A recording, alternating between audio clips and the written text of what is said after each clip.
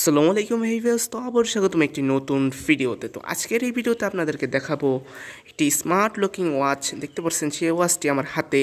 তো এটা আপনার কম দামে একটি ভালো মানের ওয়াচ হতে পারে আপনার জন্য। তো চলুন আজকের এই ভিডিওতে এটাকে রিভিউ করা যাক। তার আগে এই চ্যানেলটি সাবস্ক্রাইব করে পাশের বেল আইকনটি ক্লিক করে নিতে পারেন এরকম আরও নতুন নতুন রিলেটেড ভিডিও দেখার জন্য।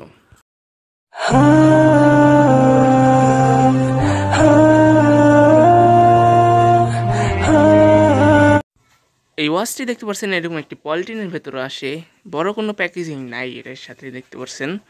তো আমরা যদি এটাকে বের করে নেই, এরপর যদি আপনাদেরকে আমি হাতে নিয়ে দেখাই এটার ডিজাইনটা, দেখতে পাচ্ছেন এটা রোমান চিহ্ন রোমান সংখ্যা দিয়ে আপনার ডিজাইন করা হয়েছে এবং এটার কাটার কোয়ালিটিগুলো আপনারা দেখতে পাচ্ছেন।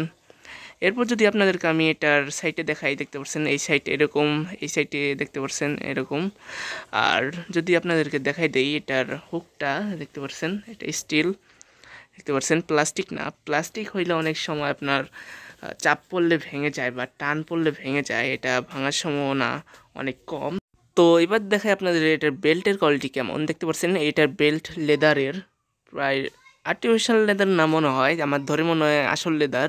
আর পিছনে দেখতে পাচ্ছেন স্টেনলেস স্টিল দিয়ে আপনার এটার পিছনের ক্যাপটা, এটার মধ্যে অনেক কিছু লেখা রয়েছে।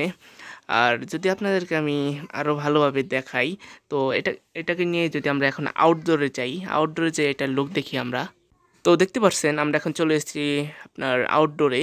দেখতে পাচ্ছেন এটার লুকটা অনেক ভালো দেখা যাচ্ছে আউটডোরে। দেখতে পাচ্ছেন বেল্টের কোয়ালিটি এবং সব কিছু অনেক ভালো দেখা যাচ্ছে ইনডোরের থেকে আউটডোরে। দেখতে পাচ্ছেন এটার পিছনে হোয়াইট ডিজাইন।